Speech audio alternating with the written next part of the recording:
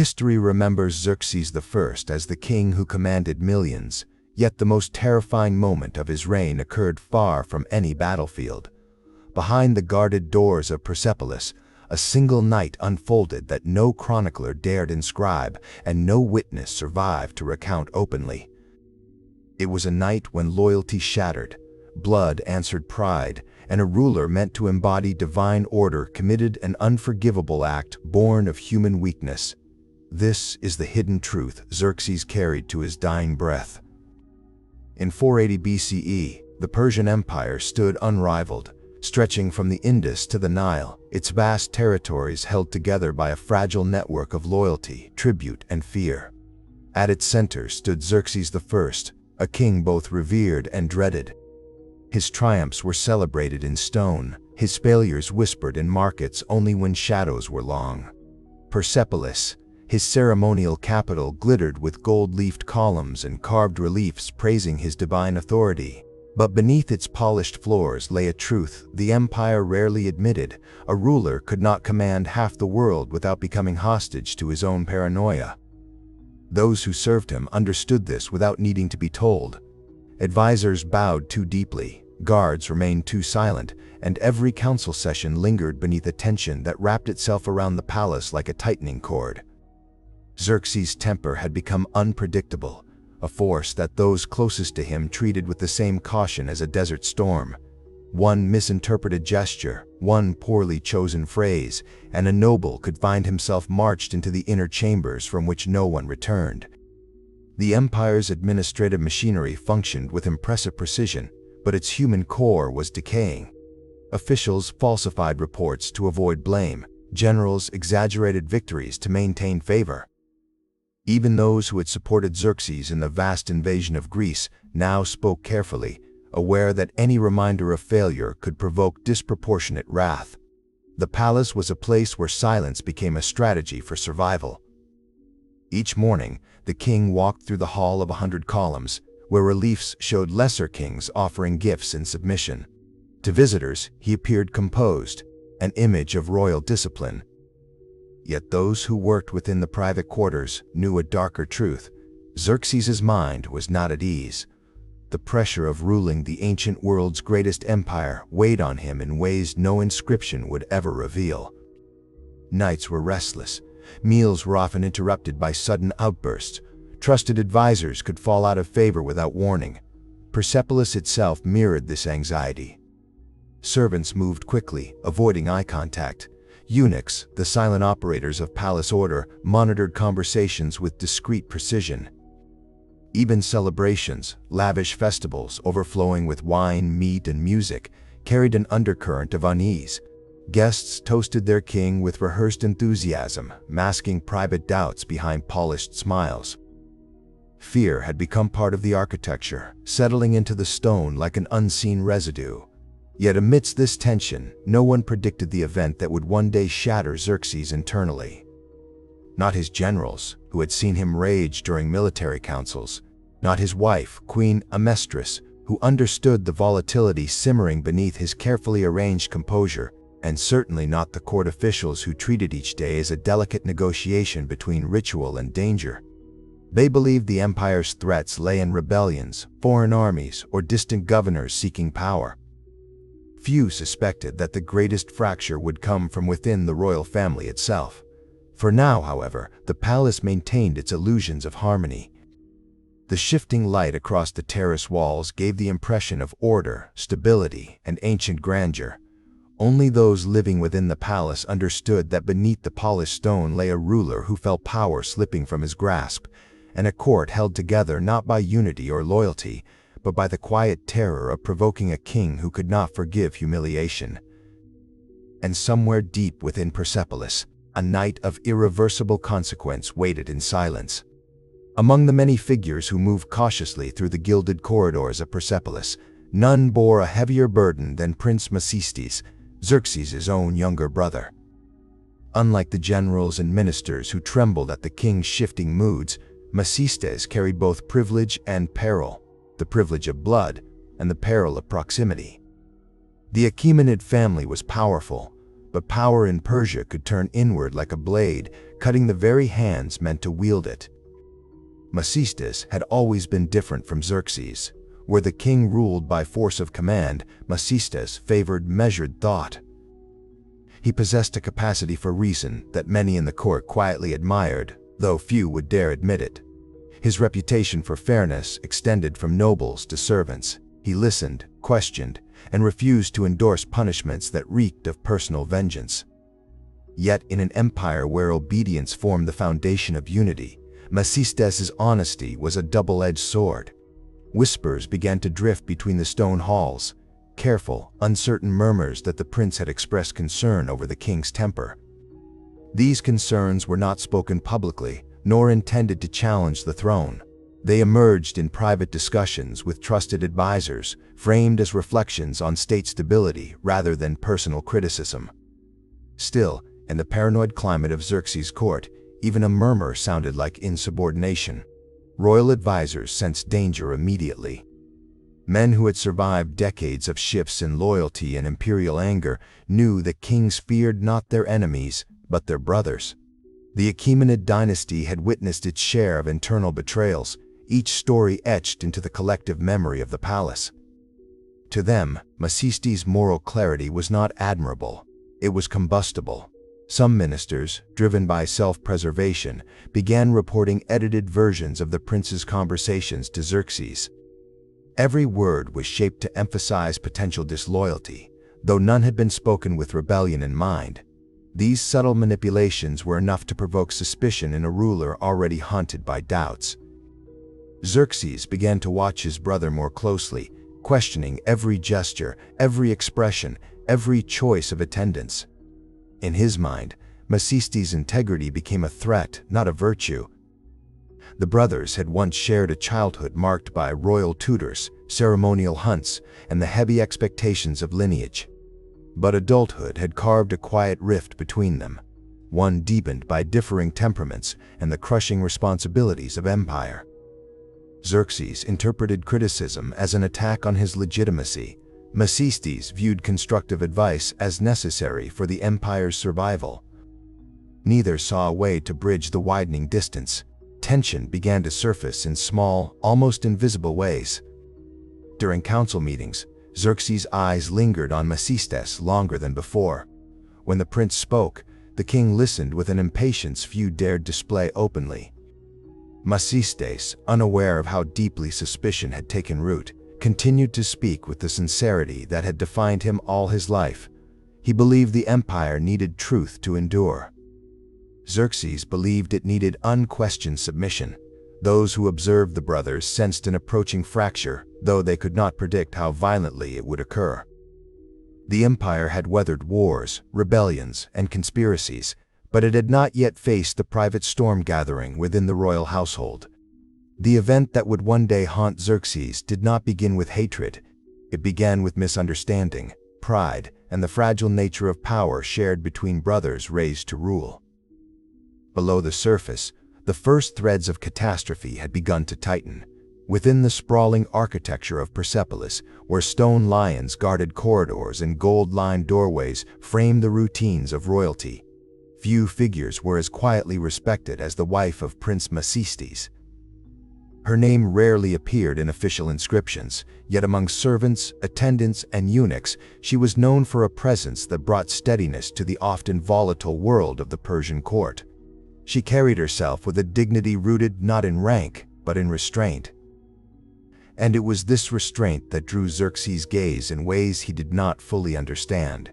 She had never sought influence, she had no ambition for power. Her demeanor was calm, observant, and devoid of the flattery that so often characterized palace interactions. To most, this made her trustworthy, a rare anchor in an environment ruled by fear and shifting allegiances. But to Xerxes, whose authority thrived on unquestioned obedience, her quiet moral certainty appeared as a subtle form of defiance. It was not her words that troubled him, it was her refusal to bend under the invisible pressure that governed every living soul inside the palace walls. Xerxes had long been sensitive to perceived challenges, Advisors, generals, even his own sons had learned the necessity of appearing eager to please, rehearsing their every gesture to avoid awakening his suspicion. Macistes's wife, however, behaved with a composure that seemed immune to fear. She carried herself with the confidence of someone who believed her virtue protected her, an illusion that had no place in a court ruled by a man who mistrusted both honesty and innocence. The king's resentment began quietly, almost imperceptibly. At first, he observed her interactions during formal gatherings, noting how she spoke sparingly and moved only when necessary. He saw no ambition in her behavior, yet he sensed influence, a kind of moral gravity drawing attention without intention. It unsettled him. A ruler accustomed to controlling every outcome could not easily accept what he could not command. As political tensions increased and reports of Macistes's candid criticisms reached the throne, Xerxes began associating the prince's integrity with the woman who shared his household. He imagined her encouraging his brother's forthrightness, strengthening the qualities the king perceived as threats. In truth, she merely lived by principles instilled in her long before she entered the royal family. Still, Xerxes's mind transformed her dignity into a silent challenge, a quiet rebuke that deepened his paranoia. This growing fixation did not go unnoticed. Palace attendants observed the king's lingering glances, not of desire, but of irritation, measured, assessing, uneasy. Queen Amestris, sharp in her awareness of court dynamics, recognized the change instantly. Behind closed doors, she demanded explanations from eunuchs and servants, but none could offer clarity beyond small observations. The king disliked the woman's confidence, her composure, her unwillingness to behave as others did in his presence. Macistes's himself remained unaware of the subtle danger encircling his household. His duties drew him between councils, provincial concerns, and the delicate task of balancing truth with loyalty. He did not know that his wife had become the unspoken center of a gathering storm.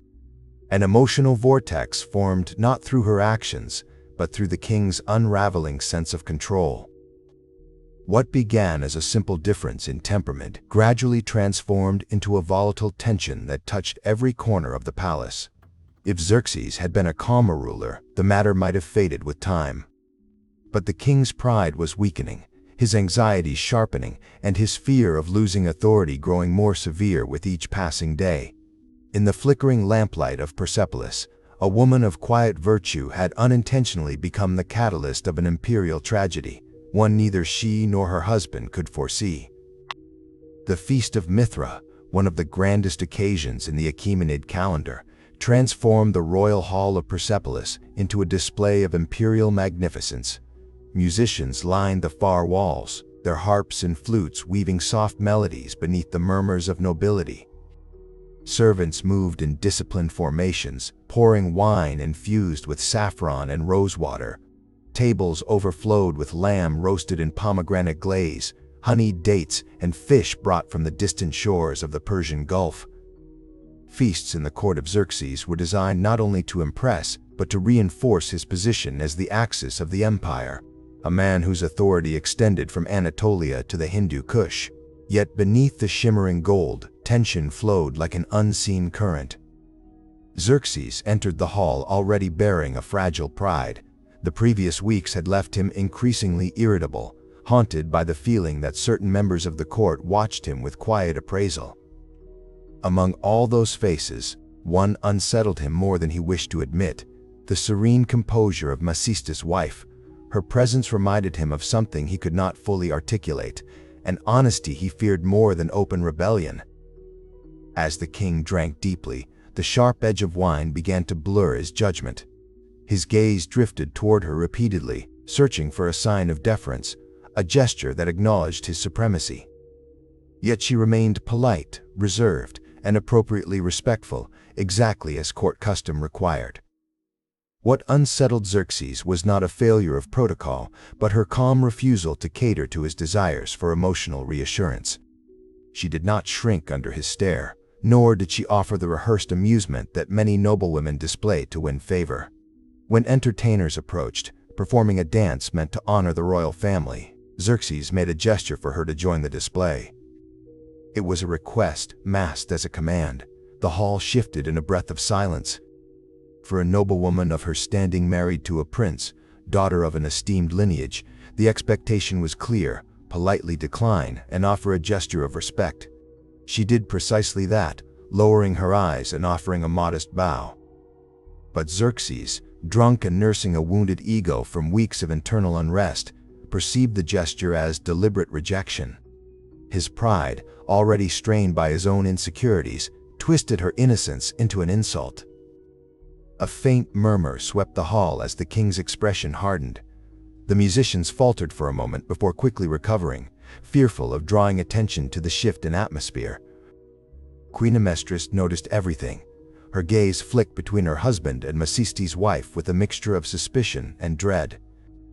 In a court where the smallest misstep could transform into a lethal accusation, the queen sensed that a dangerous thread had just been pulled. Macistes, unaware of the unspoken drama unfolding, conversed with generals about boundary disputes in Bactria. He did not see the king's growing resentment nor the queen's tightening jaw. He was oblivious to the fact that his wife had become the silent target of a ruler's unraveling pride. Throughout the evening, Xerxes watched her with an intensity that made the air heavy. Her restraint, once admired by many, now struck him as a challenge. The feast continued with laughter, music, and ceremonial toasts. Yet for the king, the celebration had already been tainted. What should have been a night of imperial glory instead became the moment his humiliation crystallized into a resolve for retaliation. By the time the last lamps flickered and guests began to depart, Xerxes had made a decision he dared not speak aloud. The insult, even if imagined, would not be forgotten. The palace of Persepolis, so dazzling in daylight, transformed into something altogether different once the ceremonial torches burned low. Its corridors, carved with scenes of kings and warriors, became silent paths where whispers traveled farther than footsteps. After the feast, long after the nobles had withdrawn to their quarters, Xerxes remained awake, pacing the upper chambers with a restlessness that made even the most loyal attendants keep their distance. Every time he closed his eyes, he saw her, the composed face of Macistes's wife meeting his drunken expectations with dignified refusal. It should have been nothing. A graceful gesture, a minor moment. Yet, in the unstable terrain of Xerxes' pride, the memory grated like an open wound. He convinced himself that she had mocked him with her calmness, that her refusal had been deliberate, that she saw through him in a way no one else dared. Wine alone could no longer dull his agitation. The humiliation at the feast felt public, replaying in his mind with exaggerated detail. He imagined smothered laughter behind covered mouths, imagined nobles exchanging glances as he was refused. Whether these scenarios existed or not no longer mattered. His mind had already accepted them as truth. In this volatile state, he summoned Artapanus, the commander of his personal guard. The man arrived quickly, still adjusting the plates of his armor, sensing immediately that the king's mood was not to be questioned. Xerxes did not offer explanation. He rarely did in moments like this. "You will bring her to me," he said quietly, the softness of his tone far more dangerous than anger. "Before dawn." Without announcement, no attendance, no family. Artapanus hesitated, not from disobedience, but from uncertainty. "My king, shall a formal charge be given?" "None." Xerxes' eyes darkened. "I require only her presence." Years of service had taught Artapanus the meaning hidden beneath such orders. He bowed, keeping his face expressionless. "As you command." With a wave of Xerxes' hand, the decision was sealed. The guards chosen for the task were hand-picked, men loyal enough to obey, discreet enough to keep silent. They moved through the corridors like shadows, avoiding the servants who slept folded in corners or behind curtains. Their boots made almost no sound on the polished tiles. Macistes's quarters were heavily protected, but his wife slept in a separate chamber, a customary arrangement in noble Persian households. 2 guards stationed outside her room stiffened as Artapanus approached. They recognized him immediately and stepped aside, murmuring the briefest greeting. None dared question the presence of the king's commander at such an hour. Inside, The chamber was dimly lit by an oil lamp. Masista's wife stirred awake at the sound of the door opening. She sat up slowly, confusion knitting her brow as she beheld the armored figures entering her room. "By order of the king," Artapanus said, "you must come with us." Her voice remained calm, though uncertainty flickered beneath it. "At this hour, without explanation, I speak only what I am commanded to speak," he replied. There was no struggle. She understood well the power of the king's will. She wrapped herself in a cloak and allowed them to escort her through a hidden passage seldom used except for matters the court preferred unseen. She recognized it, a discreet route leading to the secluded chambers beneath the administrative wing. As they walked, she realized no heralds followed, no attendants carried torches, and no queen's envoys demanded presence. This was not a summons, it was an extraction. The corridor narrowed, darkening, until the guards finally reached a heavy wooden door reinforced with bronze. Artapanus unlocked it, stepping aside as she entered the silent chamber beyond. Behind her, the door closed with a finality that echoed softly in the stone walls. The chamber Xerxes had chosen was one reserved for matters he wished to erase from memory even as they happened. Its walls were thick, its single torch dim, its entrance guarded by men trained to obey without ever daring to ask why. By the time Xerxes arrived, Masista's wife stood quietly near the center, her cloak wrapped tightly around her shoulders against the chill. Xerxes dismissed the guards with a curt motion. The heavy door closed behind him, leaving them alone in a silence so dense it felt like a physical. It became something darker, something aimed at extinguishing the quiet truth she had dared to speak. The chamber seemed to shrink around Xerxes as the last echoes of her words faded. The torchlight flickered across his face, tightening the lines around his eyes, illuminating the tremor in his breath. Her calmness, still present even after his rising anger, felt to him like an unbearable indictment. It was not defiance, it was the unbearable steadiness of someone who refused to be bent by his instability. Masista's wife stood poised, her hands clasped before her, her posture dignified despite the isolation and darkness surrounding her. She sensed the danger but refused to plead. In the world of Persian nobles, dignity was often the only shield left when all other protections were stripped away. Xerxes stepped closer, the scent of wine clinging to him, the tension in his movements growing sharper. "You would speak of conscience to me," he said, voice hollow. "You would instruct the King of Kings on restraint." "I instruct no one," she replied quietly. "But you asked why I acted with dignity," I answered. Her restraint, so steady, so measured, only deepened the storm inside him. Every rational thought receded. In its place rose a fury born not from her words, but from the unbearable accuracy of them. She had named the thing he most feared, that beneath his glory, beneath his armies, beneath his carefully sculpted image of divine authority, he was a man tormented by the weight of his own decisions. For a moment, Xerxes turned away, dragging both hands through his hair as if trying to physically tear the confusion out of himself. When he spoke again, his voice cracked with something far more dangerous than rage, humiliation. "You made me look weak." The accusation hung between them. She shook her head slowly. "Strength is not found in domination, my king. It is found in the ability to withstand oneself." He froze, and then something inside him broke. With a surge of impulsive wrath, Xerxes called out toward the door. The guards, trained to respond instantly, entered. Their hesitation was immediate when they saw his expression.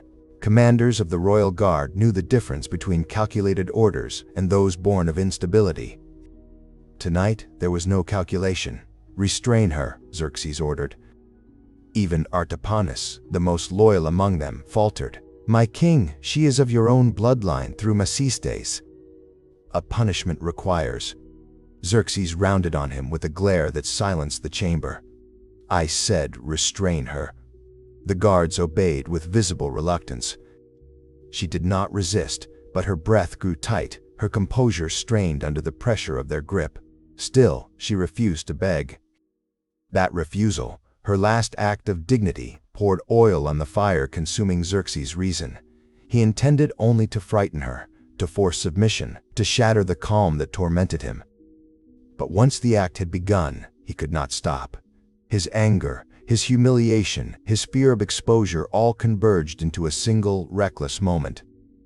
The guards tried to maintain control, but Xerxes' escalating orders pushed beyond anything they had anticipated. And then, with sickening suddenness, the line between intimidation and irreversible harm vanished. When it was over, the chamber fell into a stillness so profound it felt unnatural. Macistes's wife lay motionless. Her cloak, once wrapped around her for modesty, had fallen aside. The torchlight dimmed as if refusing to bear witness. Xerxes stared at her, breathing unevenly, his expression collapsing from fury into something far more haunting, recognition. He had not ordered her death, yet he had caused it. The guards stood frozen, awaiting instruction, but Xerxes could not speak. His mind raced through every consequence: Macestes, the court, the empire, the legacy he hoped to leave. But louder than all of that was the truth that struck him with the weight of a collapsing empire. No king, no matter how divine he claimed to be, could ever justify what he had just done.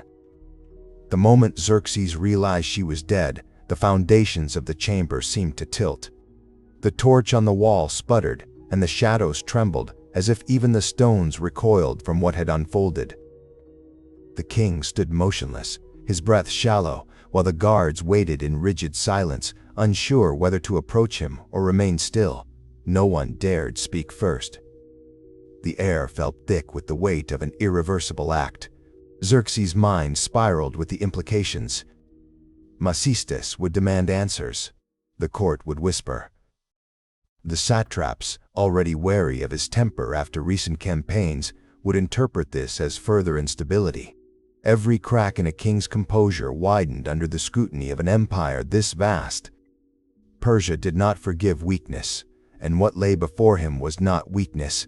It was a scandal powerful enough to fracture loyalty in every direction. He swallowed hard and forced himself to move, stepping closer to the lifeless figure on the floor. For a moment, he knelt beside her, as though proximity might somehow reverse the truth. But the truth did not bend. It confronted him with a silent finality he could not command away. "Artapanus," he said softly. "No one must know what happened in this room." The commander bowed his head, but hesitation flickered in his eyes.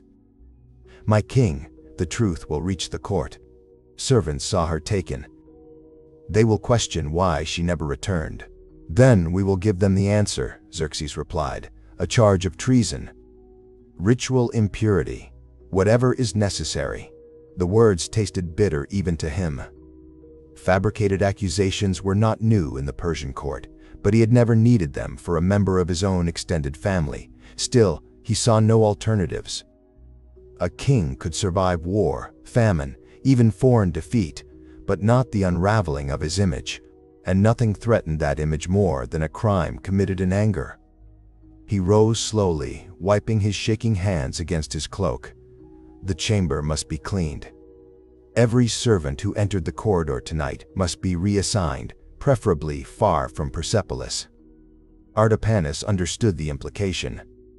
Removal in this context meant exile, silence, or disappearance. The empire was vast. There were many remote outposts where a servant's voice would never be heard again. He nodded grimly. "I will make the arrangements," one guard dared to ask. "And the body, my king?" Xerxes closed his eyes for a moment, steadying himself. "There will be no rites, no mourning. Her death will be recorded as punishment for disloyalty. She had consorted with enemies, violated purity laws, endangered the royal household."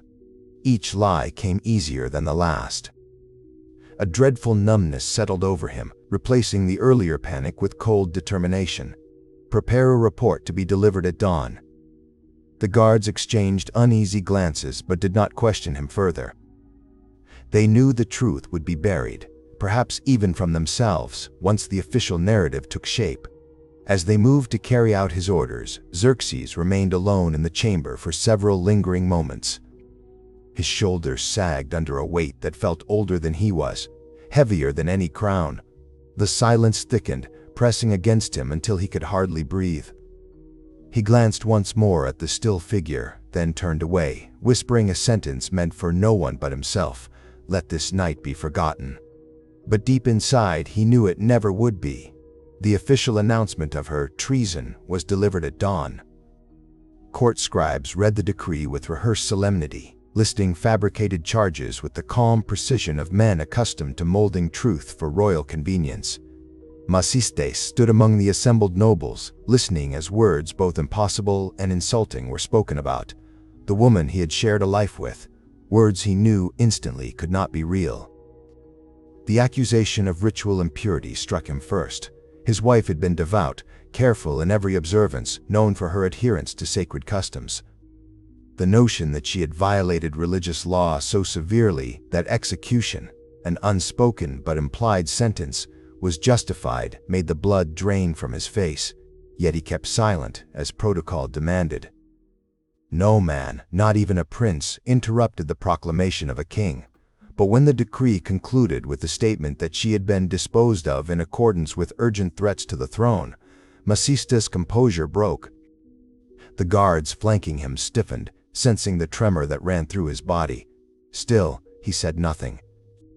Silence was the only shield he had left. Only later, in the quieter corners of the palace, did truth begin to reach him. A trembling servant, reassigned hastily that morning, bowed before the prince and whispered the details no one dared speak aloud. She had been taken before dawn. No formal hearing, no witnesses, no chance to defend herself, and she had never walked out of the chamber where Xerxes had summoned her. Macistes' breath caught. The servant's voice cracked as he described faint sounds he had heard, muted shouts, a thud, the hurried footsteps of guards emerging in disarray. He offered no interpretation. He didn't need to. Macistes understood immediately. His wife had not died in ritual disgrace or political betrayal. She had died by the king's hand. Macistes felt something hot and cold rush through him at once, a mixture of grief and a fury so sharp it left him trembling. For a moment he pressed his back to the wall, unable to stand upright as the full weight of the revelation settled onto him. Xerxes, his own brother, had taken her life in secret and then buried the truth beneath lies and decrees. Yet Persian law was clear. The King of Kings was beyond judgment. No court could challenge him. No noble could accuse him. Even a brother was bound by a hierarchy written into the empire's bones. Macistes, despite his lineage, had no official path to justice. But grief does not bow to law. Rage does not obey protocol. For the rest of the day, Macistes moved through the palace like a man suspended between clarity and madness. He saw the nobles whispering among themselves. He heard the shifting tones of the courtiers, the evasive glances of officials, the strained silence of guards. All of them knew something was wrong, but none would speak against the king. By nightfall, Macistes had made his decision. He would not confront Xerxes within the palace walls where the king's authority was absolute. He would leave Persepolis. He would gather loyal men, those who still believed his branch of the royal line had rights worth defending, and he would seek the only justice Persia allowed when the king became the source of injustice: rebellion. As he slipped out under the cover of darkness, one thought fueled his steps. If Xerxes had destroyed what he loved most, then Xerxes would learn what it meant to lose everything built upon a lie. Macistes fled Persepolis with only a handful of trusted men, but news traveled faster than horses. By the time he reached the harsh outskirts of Bactria, scouts loyal to Xerxes had already traced his path. The king wasted no time. Fearful that Macistes' grief might ignite open rebellion, Xerxes dispatched his elite cavalry, the Immortals' mounted division, to intercept him before his anger grew into a movement. The winter winds of the eastern provinces cut like sharpened blades. Snow clung to the edges of the narrow mountain pass, turning the terrain treacherous. Macistes and his men pressed forward, hoping to reach a friendly satrap before the king's forces closed in. But in the silence of the mountains, the distant tremor of hooves announced their fate long before the riders appeared. Masistes halted his horse and looked back at the men who still followed him despite knowing the odds. They were not rebels, they were loyalists. Loyal to him, loyal to truth, loyal to the memory of a woman wronged by royal cruelty. None spoke, but each understood the moment. There would be no negotiation, no surrender that ensured survival. Xerxes had sent soldiers, not messengers. Soon, the king's cavalry emerged through the swirling snow, armor glinting beneath the muted winter light. Their commander raised a hand, signaling them to stop. For a brief moment, an uneasy stillness settled over the pass, as if the mountains themselves hesitated to witness what was coming. "Prince Masistes," the commander called out. "By order of the King of Kings, you are to return with us to Persepolis. Resistance will be treated as rebellion." Masistes' voice carried clearly across the frozen air. "Tell Xerxes, I will never kneel before the man who murdered my wife." The commander lowered his hand. The cavalry surged forward. The clash erupted with brutal immediacy. Iron against iron, hooves pounding on hardened snow, shouts echoing against the cliffs. Masistes fought with the desperation of a man who had already lost everything. His sword cut through the cold air in fierce arcs, each strike fueled by grief sharpened into resolve. His followers, though outnumbered, fought with a loyalty that stunned even the seasoned cavalry. But the immortals were relentless, trained for precision and overwhelming force. One by one, Masistes' men fell, their bodies disappearing beneath churned snow and trampled earth. A spear found Masistes' horse, sending the animal crashing to the ground. He rolled free and rose again, weapon in hand, refusing to yield. Another rush of soldiers closed around him. Blades met his from every side. Even outmatched, he held his ground longer than any commander would have expected. But famine of numbers eventually overcame fire of will. A final strike pierced his side, bringing him to his knees. As he sank into the snow, he looked toward the mountains, as if searching for the home he would never return to, or the woman whose memory guided his final breaths. When the report reached Xerxes that evening, no celebration followed, no victory rituals, no proclamations. The king dismissed the messenger with a curt gesture, then sat alone in the dim chamber where his brother's fate had been sealed by his own decisions. The pass in Bactria had been stained red, but the blood traced back to Persepolis, to the night he had lost control, to a sin that now demanded a widening circle of sacrifices. And Xerxes knew the circle was not finished yet. The death of Masistes should have brought closure, or at least silence. Instead, it seeded an unease that crept through the palace like a cold draft no builder could seal. The court of Xerxes I, once a place where power radiated with confidence, began to fold inward, its whispers turning sharper, its corridors darker. Every noble who had respected the king now watched him with cautious calculation, uncertain whether the empire's strength still lived in him or was slipping through his hands. Xerxes felt the shift immediately. He noticed how advisors paused before speaking, how generals exchanged silent glances behind lowered eyes. Even the royal guards, men chosen for unwavering loyalty, carried themselves with tighter shoulders, as if bracing for storms without warning. The king told himself this vigilance was proof of their obedience, but he knew the truth. They were watching him, not protecting him. The nights grew heavier. Sleep, once an uncomplicated comfort, now fractured into shallow fragments. He would lie awake, staring at the carved beams above his bed, replaying the moment Masistes' wife resisted him with quiet dignity. Every version of the memory ended in the same crushing realization: she had spoken truth, and he had chosen humiliation over reason. Her death had not been justice, it had been an act of fear.